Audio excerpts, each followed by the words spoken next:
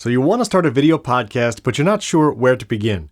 In this video, I'm going to walk you through step by step and show you everything you need to record a video podcast with remote guests in high quality video and audio. We'll keep it simple at first and show you how to use a USB mic and even your phone as the camera for your high quality video, and also show you a more advanced option using a mirrorless camera, video switcher, dedicated audio interface, and more. We're going to cover a more basic setup at the beginning and then more advanced options like mirrorless cameras and video switchers later in the video. There'll be chapter markers right here at the bottom of the video player and some timestamps in the video description if you want to skip to those parts of the video. Let's start with audio. The first thing you need is a good microphone. There's some great USB microphones out there that are under $100 like this one, the Audio-Technica ATR 2100X. It has both a USB connection so you can connect it directly to your computer or your mobile device, and an XLR connection if you later want to upgrade to an audio interface. We'll put a link to this microphone on Amazon, but a microphone like this, and having a mic stand like this one, you can get it on Amazon, or the ATR actually comes with one of these stands. You definitely want something like this so you don't have to hold the microphone through the entire recording. A more advanced option would be to get a mic arm that maybe clamps to your desk, and this way you can place the mic exactly where you want and move it as you move in your video podcast. Again, we'll put links to a mic arm and a mic stand down in the description. Now, to connect a microphone like this to your computer, we're going to use a USB cable. This is a USB-C cable, pretty common. Your USB mic might come with a micro USB or other kind of USB cable, but one end goes into the microphone like so, and the other end connects to your computer's USB port. Depending on your operating system, you might see a window like this pop up. Allow the accessory to connect so you can use the microphone when you record. The next thing you'll need is a pair of headphones. We recommend wired headphones so you don't have to worry about battery life or latency, meaning a delay between your voice and what you hear, and you'll be able to actually listen to yourself with wired headphones. If you use AirPods or wireless headphones, there'll be a delay and you won't be able to hear your own voice as you speak. That's important to make sure you sound good. If there's any mouth sounds, you can move a little farther away from the mic. And if you want some tips on how to sound your best with whatever microphone you have, we'll link a video above and in the description with some tips for that. Now, a pair of wired headphones like this will have a headphone jack on one end, and if you're using a USB microphone, it will most likely have a headphone jack on the mic. Connect your headphones directly to the microphone. This way you can hear your own voice and your remote guests when you record. You can also connect your headphones to your computer directly, but then you won't monitor your own voice. It can be a little awkward hearing your own voice when you start out, but trust me, you'll want to do that to make sure you sound your best throughout your recording. If you're using an audio interface like this, there'll be headphone jacks on the interface that you'll use, but we'll get into a more advanced setup in a moment. Now that you have a microphone and headphones, the last thing you'll need for a video podcast is a camera. Now you can use a dedicated webcam or the built-in webcam of your laptop or desktop computer. And that's okay to start out with, but honestly one of the best quality cameras you can get is the mobile phone in your pocket. If you have an iPhone and a Mac, you can use a feature like Continuity Camera to get your video onto your Mac wirelessly, which I'll show you in a second. Or when you record with Riverside, you can actually use the Riverside app to record in 4K video quality with your mobile device, iPhone or Android, and that'll give you incredible video quality with the device you already have. If you want to use a dedicated webcam like the Logitech StreamCam, which is a good value camera, it usually has a USB connection on the other end, and you would simply plug that into your laptop or desktop computer. Again, depending on your operating system, it may ask if you want the accessory to connect, and click allow. Whichever camera you choose to record with, make sure you elevate it close to eye level, this way it's at a flattering angle. If you're using the built-in webcam on a laptop, maybe put some books under the laptop to elevate it, or if you're using a dedicated webcam, you can get a mini tripod or stand to put the webcam on. Likewise with a mobile device, you can get a mini tripod and phone clamp. This way you can elevate the phone and have it closer to eye level, or you can get one of these very convenient mobile phone mounts that actually rests on the lid of your laptop, or you can get one for a desktop as well. This one just happens to be made by Riverside. It expands both on the laptop lid side and to hold the phone. Your phone can slide into that clamp, and then this will lay on your laptop lid. You do want the rear camera facing you for the best quality video. Then a mount like this can just lay on your laptop lid and get incredible video quality right from your mobile phone. Now that we have our hardware set up, let's jump into Riverside to record with our remote guests. Using Riverside, you get high quality video and audio from yourself as the host and any remote guests you invite into the call. And the magic of Riverside is all that video and audio is recorded locally on each device. That means any internet blips or slowdowns or if something freezes, none of that actually gets into the recording. All that high quality video and audio is recording on each person's computer locally, and all those files are uploaded to your Riverside dashboard. Then you can download everyone's video and audio file without them having to send you anything. No more uploading files to a cloud service and then you having to download them later. Everything will be in one place in your Riverside recordings page in super high quality and making it easy for you to edit. And you can even use the Riverside Editor to put it all together, which I'll show you in a second. When you log into your Riverside account, you'll see the studios here. You create a studio per show or per piece of content. You don't need to create a new studio every time you record. You reuse the same studio over and over again. This way you can have multiple episodes or multiple pieces of content under the same heading in one place. I'll click Go to Studio here in my Riverside account. Now here in the lobby, you have the option to choose your camera, microphone, and speaker output for this recording. If you wanted to mute or turn off your camera, you can click these icons on the video preview. But since you're doing a video podcast, you'll want to leave both of these active. Under the camera option, you'll see the Logitech StreamCam webcam that I've attached to the computer. I can also choose the built-in webcam, and because I have a Mac and iPhone, I can actually select my iPhone in continuity camera. Be sure to put your name here, this way your tracks will be labeled appropriately on the recordings page. Because we connected wired headphones, I'm going to select I am using headphones here under my name, but if you don't have headphones or if one of your remote guests don't have headphones, they can choose I am not using headphones here. This will turn on echo cancellation. Echo cancellation will reduce the echo of other people's voices coming out of their computer speakers, but for the best video quality, it is best to use headphones. In this case, even wireless headphones like AirPods would be better than not using any headphones at all. Now, if you don't have a computer, you can actually do this entire process just with the Riverside app on your iPhone, Android, or iPad device. We have an entire video walking you through that process of doing a video podcast from your mobile device. We'll put a link to that video above or in the description. And if you have an iPhone 15, it actually has a USB-C port, making the entire process even easier and allowing you to create an entire studio in your pocket. That's also a great setup for traveling, so we'll put a link to that video down in the description as well. Now that I have my camera, microphone, and speaker chosen, I'm going to select Join Studio. And now you're in the Riverside Studio. This is where you're going to record your video podcast with remote guests. A couple things to remember. If this is a new studio, you have access to all of these settings from the Riverside dashboard, but let's double check our recording settings. In the Studio Settings and Recordings tab, we want to make sure Record Only Audio is toggled off. We want to record video because this is a video podcast.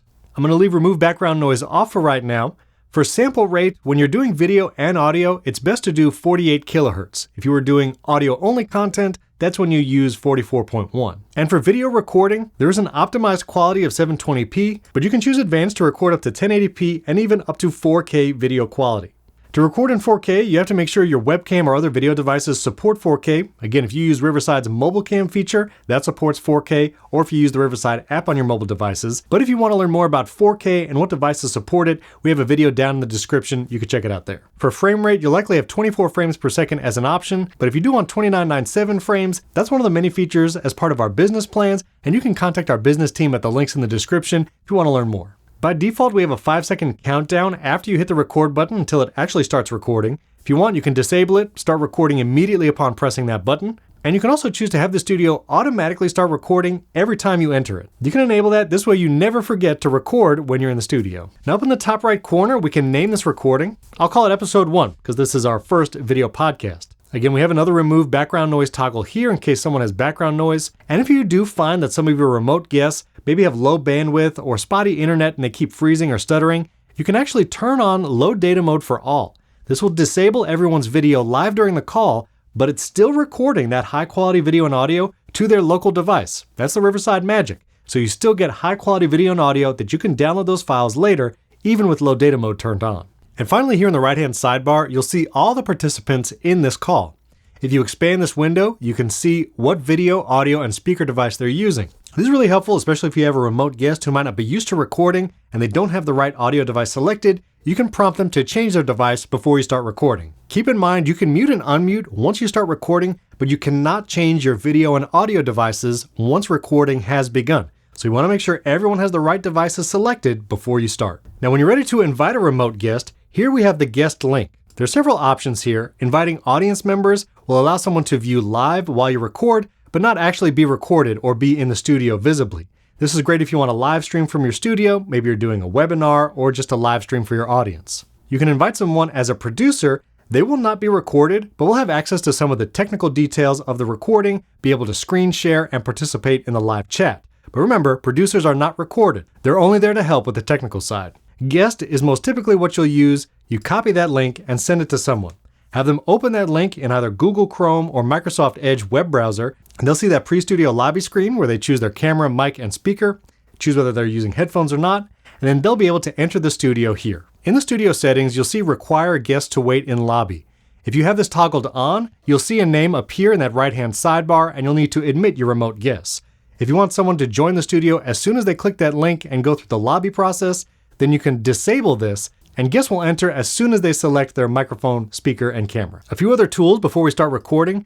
There is a live chat where you can send messages in the chat window to everyone. This is great to use as you record to send messages discreetly to your other guests. And anyone watching live in the audience mode will actually be able to participate in the chat as well. We also have a media board here in Riverside where you can upload video or audio clips and then play these during the recording. These clips will also be recorded and you'll get them as a separate track later if you want to edit it either in the Riverside Editor or in something like Final Cut or Premiere. You can upload files up to 100 megabytes each, video or audio. Going back to the People tab, then you can see yourself and any remote guests in the sidebar. As you record, you can also choose to share your screen, whether it's for slides, videos, or web browser tabs. Click the Share button, choose Screen, and then you can choose a specific window or your entire computer screen. If you're on a Riverside business plan, you can also upload a presentation via PDF, Keynote, or PowerPoint and show those slides while you record. And you get those in a separate track as well to make editing even easier after the fact. Riverside also has a script option where you can add some text. This way you can refer to it as you record. And you can even enter teleprompter mode, which will make the text bigger. You can choose how fast you want it to scroll. And clicking play, you can read from your script while you record. And if you keep your eyes reading towards the top of the lines, it'll still look like you're looking into the camera as you record. Finally, you have the speaker, microphone, and camera options down here. Again, which you can change before you start recording, but not after you start. Once all your remote guests have entered the studio, it's time to record. I can roll over the record button, and I can choose to run a test recording. This will very quickly give you a countdown, and you'll record for about 10 seconds, both you and all your remote guests. Now that it's recording, it'll give you some prompts to say, like get ready to say something. And now, when you're ready, say, I'm testing my microphone. This is testing the microphone and the video settings, and it will actually upload these files that were recorded locally so you can spot check everyone's audio and video that's in the studio. As you can see, it'll give you that upload progress bar, and once everyone's files are uploaded, then you can see everyone's video and make sure they sound and look great. If you have multiple guests, you'll see multiple guest video here, and you can scroll and play theirs. And once everything sounds and looks great, you're ready to record. I'll click End Test, and now if I roll over the record button, I can start recording, or if I want, I can just click the record button. Our studio is set to have that 5-second countdown, and once we get to 0, now we're recording our video podcast. Both you and your remote guests, all your video and audio files are recording locally to your machine and being uploaded even as you record. You'll see the upload status both in the top toolbar, and you'll see the percent uploaded under each remote guest's name. Make your video podcast even more engaging by sharing your screen, adding video and audio files to your media board and playing those. And if you have something like a video switcher, you can make it even more engaging, which we'll get to in a second. Once you're done recording your video podcast episode, we're going to click Stop down here, right where the record button was. Once you hit stop, you'll see the upload progress for you and all your remote guests in that window in the bottom left corner. And once everyone's video has been uploaded to 100%, depending on internet connection, it might take just a few seconds or a few minutes, and then everyone can leave the studio. Remind your guests to stay in the studio once you stop recording just for a few minutes to make sure everyone's files are uploaded. If someone leaves early, that's okay too. Just send them the link riverside.fm/upload. If they open that link in the same web browser and on the same computer they used to record, Riverside will still upload those local files, and then you'll be able to access them in your dashboard. Once all the files are uploaded, I can click View Recordings here, and I'll jump right to my Riverside Recordings page. You can also access your recordings by going to your studios, rolling over, and then clicking View Recordings on a specific studio. Here you'll see all your past episode recordings for this podcast or whatever your content may be. And here's what the recordings page looks like in Riverside. The first thing you'll notice is our AI Show Notes feature. If I click Generate Show Notes, Riverside is actually going to use AI to generate a summary, some bullet points about this episode, and even episode timestamps. Those will come into play once we get to the Riverside Editor. Once you've generated those show notes, here you'll see the summary, takeaways, and chapter markers. Scrolling down even further, you'll see two options, one called Magic Clips and one saying Generate Full Episode. If I click Generate Clips from Magic Clips, Riverside will automatically, using AI, find the most engaging moments of your video content, create vertical short-form clips that are about a minute long, ready for you to share to social media. Then you can edit those further by adding captions or changing the in and out points, and those will all be created in just a few seconds. You can also choose to generate a full episode, and will remove silences, add captions, and get your video podcast ready. Then you can still tweak some minor edits after the fact in the editor. Scrolling down to the bottom of the recordings page, here you'll be able to download all the individual tracks for everyone in the studio. For instance, here's my recording, and if I click high quality, I can download the raw video, synced video, which if someone came late to the recording, it will add some blank space at the beginning and end. This way that track is the exact same length as everyone else's. It makes it easier to edit if you're bringing it into Final Cut or Premiere. I can also download the raw audio if I want to make an audio podcast using the uncompressed WAV or high quality audio file. If I want to download all these individual files in a zip file, I can select download all. And as you can see, whenever you share your screen or use media board files, you'll get all of those as separate tracks as well. You can click download, and downloading the synced video of those tracks is even more helpful. This way you can create a multicam clip in Premiere or Final Cut, and all the tracks will be the exact same length, helping you line everything up much easier. If you want to learn more about multicam clips and exporting your content to edit outside of Riverside, check out this video above, or the link is in the description. And at the very bottom, you also get a transcript every time you record.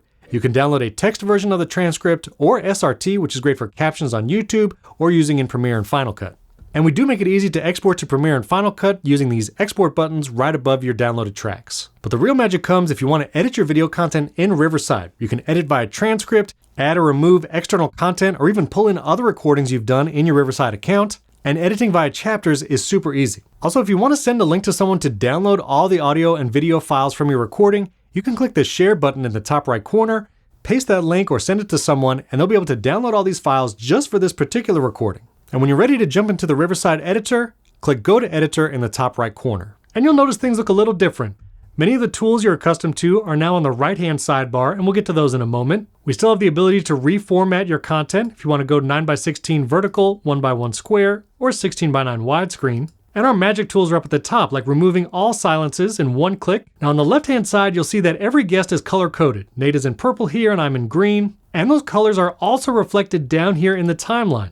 So when I'm zooming in to make precision edits, I know exactly who's talking when just by looking at the color-coded waveforms. The search box for the transcript is here in the upper left corner, and I can search for a word or phrase and see all the results here in the transcript. And if I scrub over the search results down here in the timeline, I'll see who spoke it and the context plus the timestamp. Now I can edit my content and the transcript just by selecting words or phrases. If I want to remove it, I click delete, and now that section is gone from the transcript. And it's also disappeared out of view. You see it's replaced with a vertical line showing us that there is removed content here. If you'd like to see all the portions that you've deleted, click the eye icon here, and the sections removed will show up with a strike through so you know it's been deleted. Click the eye again, and you can hide all the deleted content, making editing even easier. Again, removing content is as easy as selecting and deleting, or if you need to correct the transcript, select a word, click correct, then you can type your correction, and now that's changed in the transcript and in the captions that will be overlaid on the video. I can enable captions by clicking captions on the right-hand side,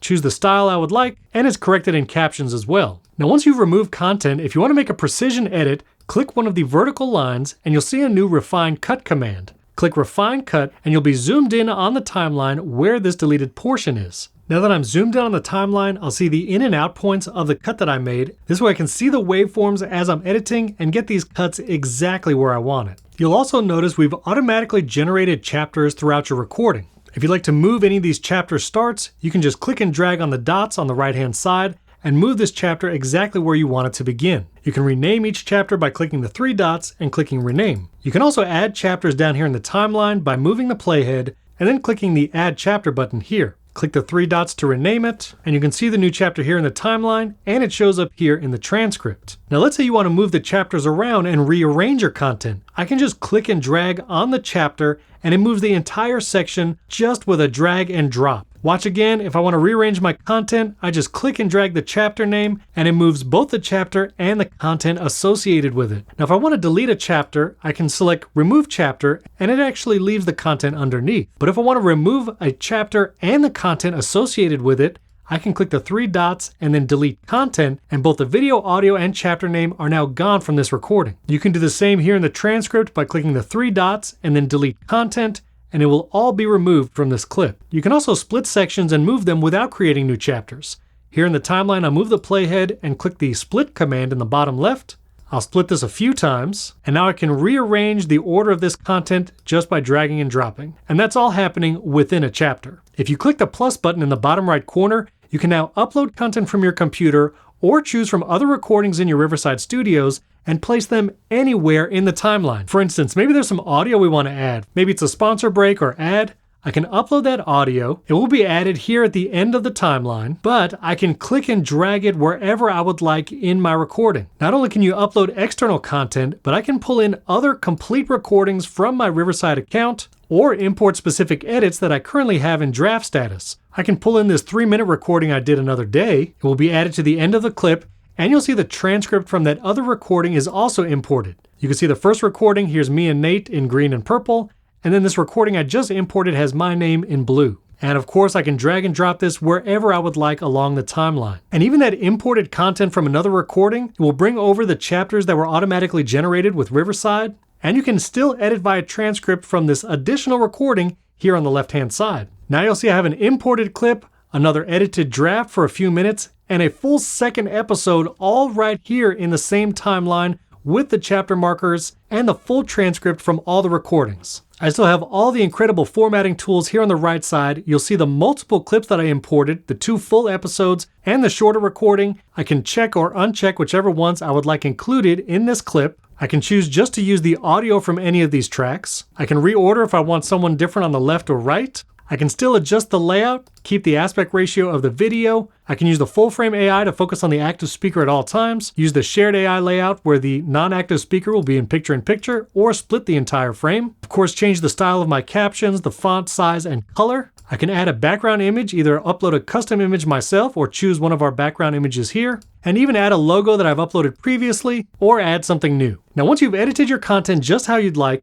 I can click the 3 dots above the transcript, download this version of the transcript with all the changes I've made, the SRT format of the transcript, or I can copy it all to my clipboard. And you'll see this transcript includes both full episodes that I imported, the clip, everything that I had in my editor is here in this transcript. I can also choose just to copy the chapters list, and this will just give me the timestamps and chapter names that I created. Using these chapters and timestamps is really useful for your podcast host. For example, here in Transistor, my podcast host, this also works in Buzzsprout. When I create a new episode, there's an options to import chapters manually via timestamp.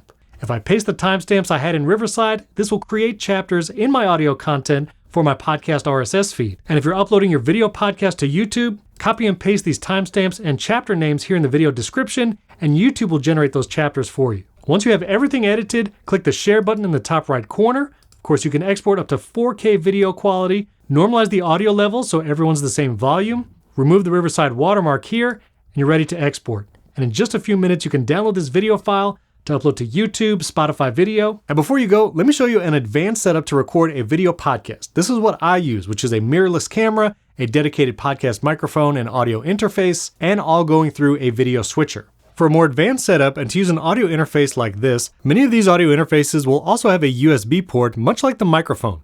You'll connect this port to your computer, just like we did the microphone before. If the audio interface lights up, you know you're good to go. And if you have a higher quality microphone, it probably uses an XLR cable like this. It has 3 prongs inside the connector, and it will connect to the audio interface like so. Then the other side of the cable will go into your XLR microphone like this. Again, this is what I use to record video podcasts, which is an XLR microphone. This is actually the Earthworks Ethos, great mic, XLR to an audio interface. I particularly use the RODECaster Pro 2, which we have an entire video on how to use that with Riverside. We'll link that above and in the description. Here in Riverside, for the microphone option, you'll then see the audio interface you've connected. Here it's the RODECaster 2, and that's what you'll want to choose for your microphone. Depending on your audio interface, you might need to get a larger headphone adapter. This is an 1/8 to 1/4 inch adapter, and your headphones will plug directly into your audio interface. That's why you choose the interface for both the microphone and speaker. Then for the camera, you have a couple options when using higher quality cameras. You can use a video switcher like the A10 Mini Pro, which is what I use.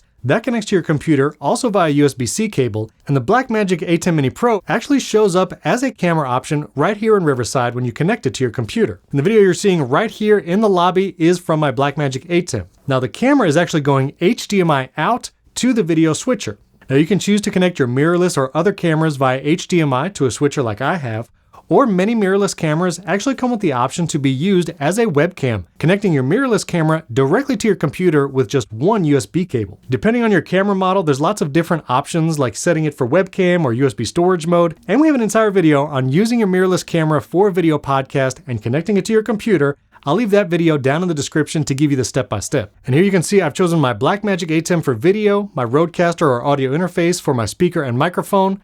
I'll choose I'm using headphones, and now I'm ready to record an even higher quality video here in Riverside. Now, one more detail when it comes to video podcast is lighting. Lighting is a key element to make sure your video podcast looks great. I actually have an entire video walking you through the 3-point lighting setup. I'll put a link to that in the description as well. But the main things to remember is you need a great key light. A key light is the main light that you'll want a nice big softbox, one of those white dome looking things, because that's actually going to diffuse the light and make it even across your face. I actually have an Amran 200X light, placed it at about a 45-degree angle above my head, which also helps reducing the glare or reflection in my glasses, and that softbox provides a nice soft light.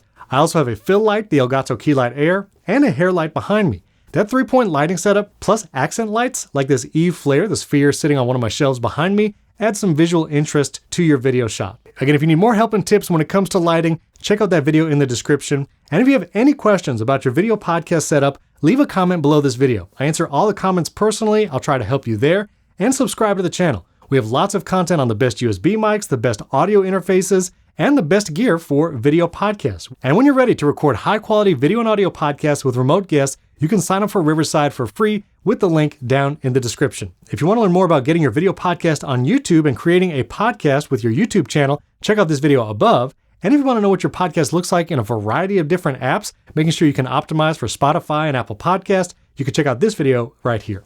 Thanks for tuning in. We'll catch you next time.